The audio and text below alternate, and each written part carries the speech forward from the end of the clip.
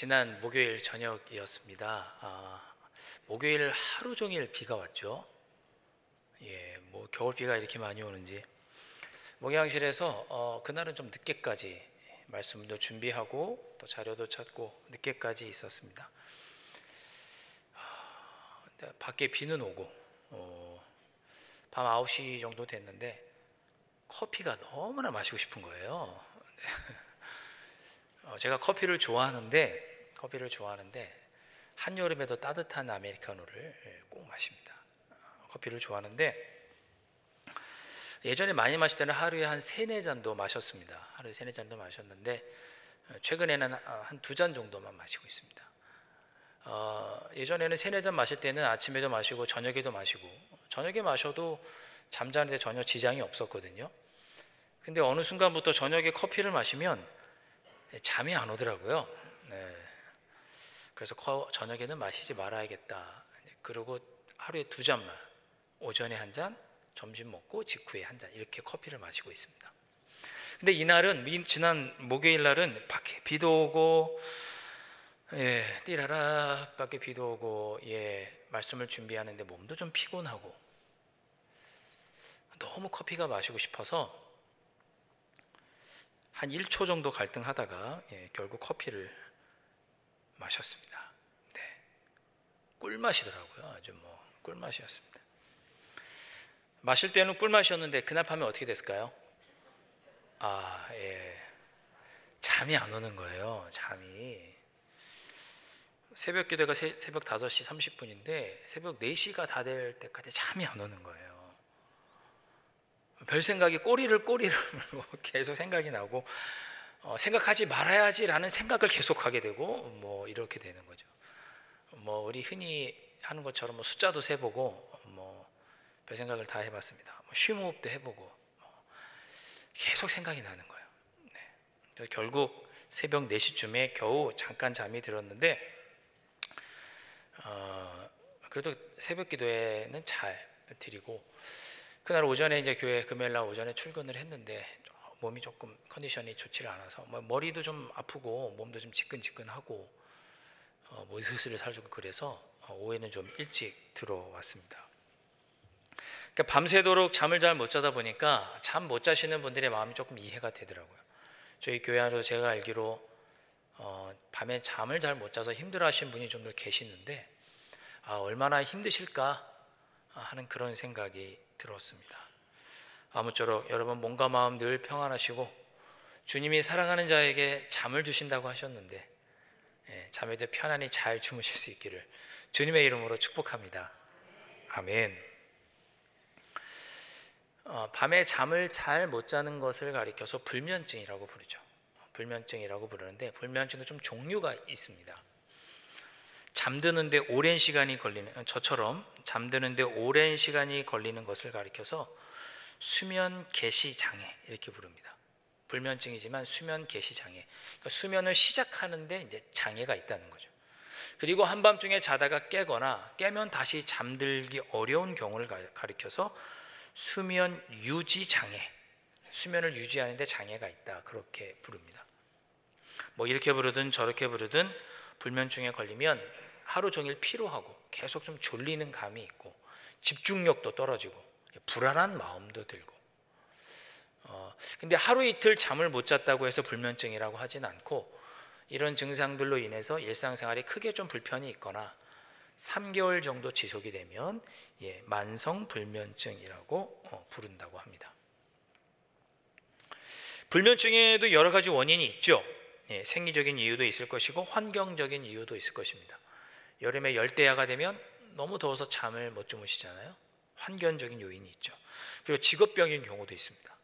밤새 근무하시는 경찰관, 소방관 또는 밤에 이렇게 택배 일 하시는 분들, 밤에 일하시는 분들은 아무래도 밤에 일하다 보니까 불면증을 얻기가 쉽습니다. 그런데 불면증의 가장 큰 원인으로 꼽는 건 뭐냐? 심리적인 이유입니다. 왜 잠을 못 자느냐? 스트레스, 걱정과 염려, 일이 생겼을 때 일시적으로 잠을 이루기 어렵거나 자다가 중간중간 깨는 현상, 스트레스와 염려 때문에 이런 현상이 일어난다면 예. 대부분 이런 일들 때문에, 이런 원인으로 인해서 불면증에 빠져든다고 합니다. 또 성격적인 이유도 있다고 하네요. 워낙 꼼꼼하신 분들, 좀 예민하신 분들, 작은 소음이라도 잠 깨시는 분들, 그런 분들 모두 다 심리적인 요인입니다. 우리는 걱정, 근심이 있을 때 잠 못 듭니다. 잠 못 드는 밤 비도 내리고, 커피 마시고 잠 못 드는 거야 다행이지만, 어떤 이유든 걱정, 근심, 스트레스 때문에 잠을 못 드시는 분들은 걱정이 됩니다. 왜? 커피는 안 마시면 그만이지만 걱정, 근심은 사라져야 잠을 주무실 수 있기 때문에. 바로 해결되는 문제가 아니잖아요. 오늘 성경에 나오는 야곱도 밤새도록 잠을 못 이뤘던 사람입니다. 오늘 말씀을 보니까 밤새도록 잠을 이루지 못했어요. 그는 생리적인 이유로 직업병 때문에 잠을 못 이룬 것이 아니고, 야곱의 마음속에 걱정과 근심, 스트레스가 극심했기 때문에 그가 밤새도록 잠을 이루지 못합니다. 그가 그런 극심한 스트레스를 받게 된 원인은 뭐냐? 그의 형 에서 때문입니다. 자, 에서와 야곱의 사이를 잠깐 설명드려 보겠습니다. 형 에서하고 야곱의 사이가 좋지 않죠. 잘 아시고 있는 것처럼 형 에서와 야곱은 쌍둥이입니다. 야곱이 조금 늦게 태어났죠. 태어날 때 형 뒤에 발꿈치를 잡고 태어납니다. 그만큼 야곱은 승부욕이 강했고 어떻게든 자기가 원하는 걸 차지하려고 하는 그런 모습으로 태어납니다. 하루는 형 에서가 배가 고파서 집에 돌아왔는데, 야곱이 마침 자기가 끓이고 있던 팥죽을 가지고 형에게 이 팥죽을 줄 테니 형이 가지고 있는 장자권을 팔라고 유혹하죠. 제안을 합니다. 그러니까 정상적인 상황에서 야곱이 에서에게 제안한 것이 아니고, 형 에서가 지금 불리할 때, 배고플 때, 약점이 잡혀 있을 때 그것을 명분 삼아서 형의 것을 취하는 사람이 야곱입니다. 심지어 형 에서가 아버지 이삭에게 축복을 받아야 하는데 형과 아버지를 속이고 야곱이 들어가서 축복을 받죠. 결국 이 일 때문에 야곱과 에서는 원수지간이 됩니다. 에서가 하는 말이, 동생 야곱이 어디 있지? 내가 반드시 죽이고 말 거야. 이런 이야기를 친히 에서가 합니다. 그 이야기를 어머니 리브가가 듣고 아들 야곱을 피난시켜야겠다. 하루아침에 내가 두 아들을 다 잃을 수 없다라고 생각을 했고, 그래서 야곱을 자기 오빠 라반이 있는 하란 땅으로, 약 1000km 정도 떨어져 있는 하란 땅으로 야곱을 피신시킵니다.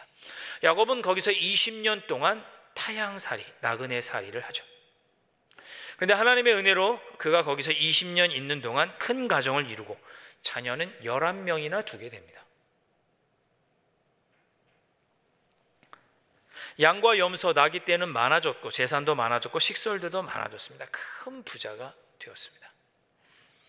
근데 여러분이 아시는 것처럼 야곱이 이제 큰 부자를 이루고 이제 고향 땅 이스라엘로 돌아오려고, 가나안 땅으로 돌아오려고 하는데, 그런데 고향에서 만날 형이 걱정입니다. 20년 전에도 형은 나를 죽이려고 했고, 자신을 죽이려고 했고, 그 형이 지금도 나를 죽이려고 할까 봐 야곱이 지금 엄청난 걱정과 염려와 스트레스를 받고 있는 것입니다. 여러분이 아시는 것처럼 에서는 나중에 에돔이라고 하는 나라를 일구죠. 한 나라의 시조가 바로 에서였습니다. 성경에 보면 에서가 400명의 군대를 거느리고 야곱을 맞이하러 오고 있다는 기록이 있습니다. 그 이야기를 야곱이 전해 듣고 두려운 거예요. 형이 나를 죽이려고 하나? 자기가 지금껏 20년 동안 타향살이 하면서 힘들고 어렵게 이만큼 재산을 일구고 가정을 일구었는데 이런 나를 형이 죽이려고 하나? 라고 하는 걱정과 염려가 그의 마음속에 자리 잡은 것이죠. 그래서 잠을 잘 수가 없는 거예요. 야곱은 스스로 꾀를 냅니다. 어떻게 하면 형의 마음을 내가 좀 부드럽게 할 수 있을까? 꾀를 냅니다. 그래서 때를, 자기의 모든 소유와 인원을 네 때로, 네 무리로 나눕니다. 첫째 무리부터 셋째 무리는 먼저 천천히 양과 염소를 가지고 자기의 식솔들이 첫 번째 무리, 두 번째 무리, 세 번째 무리가 먼저 자기보다 앞서서 에서를 만나게끔 합니다. 이유는 뭐냐? 에서가 그렇게 무리가 오면 저 사람들이 누구인가라고 물을 때 나의 주인 야곱이 에서에게 바치는 선물입니다라고 이야기를 하고 그 선물을 받으면 형 에서의 마음이 좀 누그러질까 봐 그렇게 해서라도 형이 자기를 죽이고자 하는 그런 마음을 가라앉히기 위해서 이런 방법을 생각해냅니다. 그리고 혹시나 그 선물을 받지 않고 그 식솔들을 죽이면 도망가면 되니까 자기가 살아남기 위해서 그런 꾀를 부리게 됩니다. 그 선물을 보내고 그 선물을 통해서 형의 마음을 좀 누그러뜨리려고 했던 것이죠. 이렇게 첫째 때, 둘째 때, 셋째 때 이렇게 무리를 보내고 이제 마지막으로 자기의 두 아내와 몸종 그리고 11 아들을 데리고 야복 시냇강가를 건너게 됩니다.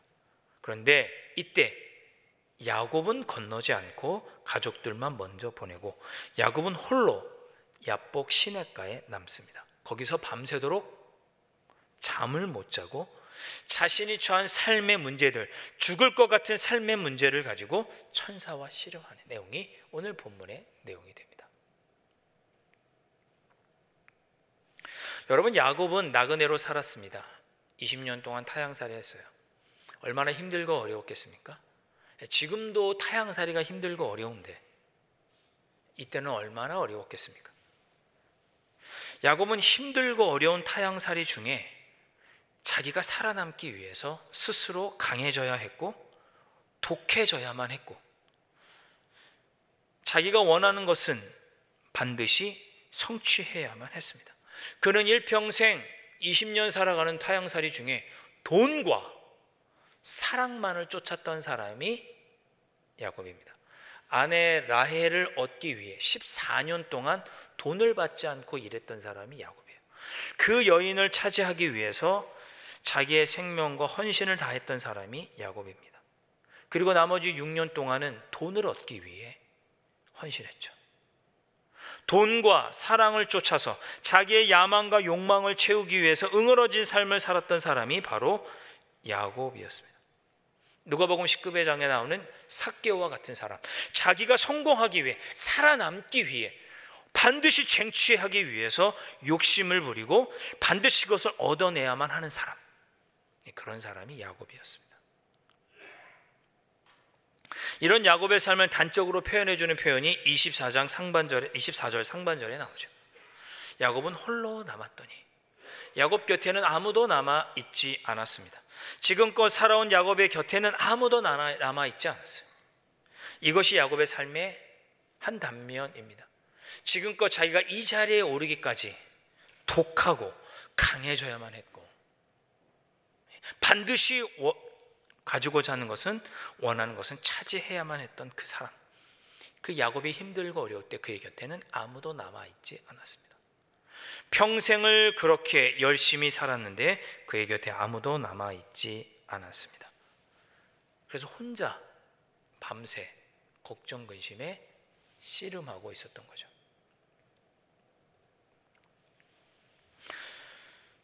그런 삶을 살아온 야곱, 그런 야곱이 오늘 말씀을 읽어보면 변화되게 됩니다. 변화의 계기를 이제 마련하게 되죠. 야곱은 지금까지 자기가 살아왔던 방식을 포기하고 하나님을 의지하는 것으로 이 문제를 돌파하려고 합니다. 야곱은 아무도 남아있지 않고 힘들고 어려운 이 상황에 걱정 근심으로 잠을 잘 수 없는 그 상황에서 기도를 선택합니다. 그리고 기도하는 가운데 어떤 사람을 만나죠. 성경은 어떤 사람이라고 표현하는데 어떤 한 사람을 만납니다. 본능적으로 내가 이 사람을 붙잡아야 내가 살 수 있겠구나라고 야곱은 생각했습니다. 그리고 그 사람을 붙잡고 밤새도록 씨름합니다. 25절 말씀을 보면 자기가 야곱을 이기지 못함을 보고 그가 야곱의 허벅지 관절을 치매 야곱의 허벅지 관절이 그 사람과 씨름할 때 어긋났더라. 그러니까 야곱이 붙잡고 씨름하던 그 사람이 야곱을 이기지 못하니까 야곱의 허벅지 관절을 칩니다. 야곱을 이기지 못해서 야곱의 손아귀에서 벗어나기 위해서 야곱의 허벅지 관절을 칩니다. 여기서 말하는 야곱의 허벅지 관절은 상징적으로 보면 이 허벅지 관절이 남자의 생식기관이 있는 곳이기 때문에 허벅지 관절을 부러뜨렸다는 건 그가 죽었다 그런 뜻입니다. 상징적인 의미로 그가 죽었다 그런 뜻입니다. 그러니까 천사가 야곱의 손에서 벗어나기 위해서, 그 어떤 사람이 야곱의 손을 벗어나기 위해서 야곱을 죽인 거예요. 야곱은 자신의 허벅지가 부러지는 상황에서도 끝내 이 사람을 놓아주지 않죠. 26절 말씀, 그가 이르되 날이 세려하니 나로 가게 하라. 야곱이 이르되 당신이 내게 축복하지 아니하면 가게 하지 아니하겠나이다. 세상에 자기 자신만 믿고 자신만만하게 자기 자신만 믿고 독하게 강하게 살았던 그런 야곱은 죽고, 나를 축복하지 않으면 나는 당신을 놓아주지 않겠다라고 하나님만 붙들고 씨름하는 이제 야곱이 남아있는 것입니다. 그 전까지는 자신이 이루어온 것은 반드시 이루어야 되고 그것을 이루기 위해서 독하고 강하고 아무도 믿지 않고 앞만 보고 달렸던 그런 야곱이, 그런 허벅지는 오늘 하나님에 의해서 부러지고 더 이상 그것이 아닌, 나를 축복하지 않으면, 지금 걱정과 근심 때문에 내가 죽게 생겼는데 내 힘으로는 할 수 없으니 지금 나를 축복하지 않으면 내가 당신을 놓아줄 수 없습니다. 이제 자기의 독함과 자기의 자존심과 그것을 내려놓고 하나님만 의지하는 야곱만 남게 된 것이죠. 나에게 축복해달라고 하는 의미는 그런 의미입니다. 그러자 그 어떤 사람이 야곱에게 묻습니다. 내 이름이 무엇이냐? 야곱입니다. 28절에 이름을 바꿔줍니다. 그가 이르되 내 이름을 다시는 야곱이라 부를 것이 아니요 이스라엘이라 부를 것이니 이는 내가 하나님과 및 사람들과 겨루 이겼음이니라. 이러한 축복의 음성을 듣고 그제야 야곱은 자신이 하나님과 씨름하였던 줄 알고 30절에 이렇게 표현합니다. 그러므로 야곱이 그곳 이름을 브니엘이라 하였으니 그가 이르되 내가 하나님과 대면하여 보았으나 내 생명이 보존되었다 함이더라. 할렐루야. 하나님을 만나 야곱은 변화됩니다. 그전에는 작은 자, 속이는 자, 자기의 자존심을 세우고 자기의 힘과 강함을 가지고 삶의 문제를 돌파하려고 했던 사람에서 이제는 하나님께서 축복하지 않으면 내가 살 수 없습니다 라고 하나님을 붙들고 씨름하는 사람으로 야곱이 변화된 것입니다. 숨도 쉬기 어려울 것 같은 가정의 문제, 직장의 문제, 동료와의 문제, 나 자신의 문제, 이런 문제를 가지고 하나님과 씨름하기 시작한 것입니다. 그전까지는 자신의 도끼, 자신의 자존심, 자신이 나는 할 수 있다고 하는 자신감으로 씨름했다면 이제는 그것을 버리고 자신의 삶의 문제를 하나님 앞에 내려놓고 하나님과 씨름하게 됩니다. 허벅지 관절이 어긋나면서 야곱은 무너졌고 죽었습니다. 그를 지탱하고 있던 자존심과 도끼, 반드시 얻어내고 말겠다는 욕심과 욕망, 그 모든 것이 어긋나자 그는 바로 설 수 없었습니다. 그는 허벅지 관절이 어긋났다는 것은 이제 더 이상 이런 것으로 똑바로 설 수 없다는 것이고 그는 죽은 것이고 이제는 이런 것들을 붙잡지 않고 하나님을 붙잡고 내 삶의 문제를 씨름하겠다. 이렇게 야곱이 변화된 것입니다. 그리고 그곳의 이름을, 하나님을 붙잡고 씨름했던 그곳의 이름을 브니엘, 하나님의 얼굴이라고 이름 붙였습니다. 사랑하는 성도 여러분, 저희의 삶에 문제가 없다면 거짓말이겠죠. 삶에 크고 작은 문제들이 있습니다. 그 문제들 여러분은 어떤 방식으로 씨름하고 계십니까? 여러분이 가지고 있는 자존심과 여러분이 가지고 있는 능력과 도끼와 강함을 가지고 그 문제를 씨름하고 계십니까? 아니면 나는 할 수 없사오니 하나님만 의지합니다, 나를 축복하지 않으면 내가 놓아주지 않겠습니다라고 하는 하나님을 의지하며 하나님과 씨름하며 그 문제를 씨름하고 계십니까?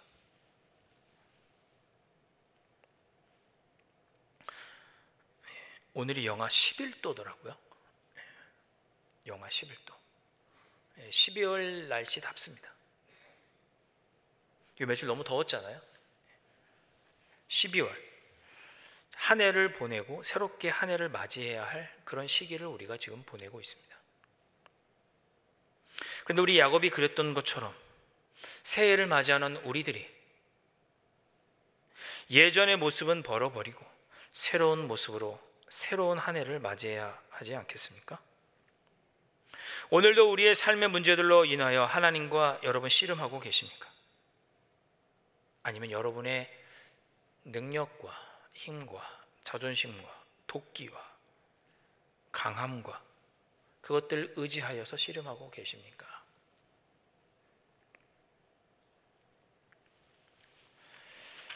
말씀을 마쳐 보겠습니다. 우리는 여전히 삶의 문제들로 잠 못 들 때가 있습니다. 이 문제들을 생각하면 숨도 쉬기 어려운 문제들로 우리의 마음이 답답합니다. 가정의 문제일 수도 있고 생업의 문제일 수도 있고 인간관계의 문제일 수도 있고 힘들고 답답하고 밤새도록 잠이 오지 않는 문제들이 우리의 삶에 있습니다. 이 문제가 우리들과 씨름하고 있는데 우리는 어떤 방식으로 씨름을 하고 있는지 돌아보시면 좋겠습니다. 1966년에 창시된 사탄교, 저도 몰랐는데 1966년에 사탄교가 창시가 되었는데 이 사탄교의 사탄경, 우리의 성경 같은 거겠죠. 사탄경 1장 1절에 이렇게 쓰여 있다고 합니다. 내 자신의 주인은 내 자신이다. 너 자신의 주인은 너 자신이다. 이것이 사탄경 1장 1절입니다. 하나님의 자리를 탐하다가 타락한 천사장 루시퍼, 그 사탄이 외치는 핵심 메시지는 뭐냐? 우리 인생의 주인은 우리라는 것입니다. 그러나 성경은 창세기 1장 1절부터 이렇게 말씀하죠. 태초에 하나님이 천지를 창조하시니라. 우리의 삶의 주인은 하나님이시라는 것입니다. 지금껏 우리가 내 삶은 나의 것이라고 생각하고 살았을지 모르겠습니다. 야곱은 지금껏 자신의 삶은 자신의 것이라고 생각했습니다. 하나님은 그렇게 생각하는 야곱의 허벅지를 부러뜨리시고 너 자신을 의지하지 말고 하나님을 믿고 하나님과 씨름하며 내 삶의 문제를 돌파하라고 야곱에게 깨우쳐 주시는 것입니다. 새롭게 2024년을 맞이해야 할 우리들은 더 이상 내 것을 가지고 하나님 씨름하는 것이 아니라 하나님만 의지하고 하나님을 붙잡고 씨름하면서 2024년을 맞이할 수 있어야 합니다. 창세기 33장 10절 말씀, 야곱이 형 에서와 만났을 때 이렇게 표현합니다. 야곱이 이르되 그렇지 아니하니이다. 내가 형님의 눈앞에서 은혜를 입었사오면 청하건대 내 손에서 이 예물을 받으소서. 내가 형님의 얼굴을 배운즉 하나님의 얼굴을 본 것 같사오며 형님도 나를 기뻐하심이니이다. 이렇게 형에게 이야기합니다. 그런데 뭐라고 하냐면 내가 형님의 얼굴을 배운즉 하나님의 얼굴을 본 것 같습니다. 이렇게 말합니다. 형을 만나면 내가 죽지 않을까? 그것 때문에 잠 못 들었던 삶의 문제, 하나님을 붙잡고 씨름하였더니 하나님께서 어떻게 고백하게 하셨냐면 형을 만나서 내가 형을 보니 하나님의 은혜를 입은 것처럼 하나님의 얼굴을 본 것 같습니다라고 그가 고백할 수 있도록 해 주셨습니다. 여러분이 가지고 있는 삶의 문제, 여러분이 가지고 있는 지식과 자존심과 강함과 경험과 도끼와 그것으로 씨름하지 마시고 하나님 붙잡고 씨름하셔서 내 삶에 하나님께서 나에게 얼굴 보여주시고 선하게 이끌어주시는 그런 한 해를 맞이하실 수 있는 여러분들이 되실 수 있기를 주님의 이름으로 축복합니다. 그런 한 해를 맞이하기 위해 이 대림절에 주님, 제가 저의 삶의 문제들을 하나님과 함께 씨름하겠습니다. 이런 마음 가지시고 하나님을 얼굴을 보기에 씨름하시는, 하나님과 더불어 씨름하시는, 그 영적으로 나의 허벅지가 부러지는 경험을 하시는 은혜의 대림절이 되실 수 있기를 주님의 이름으로 축원드립니다. 기도하겠습니다.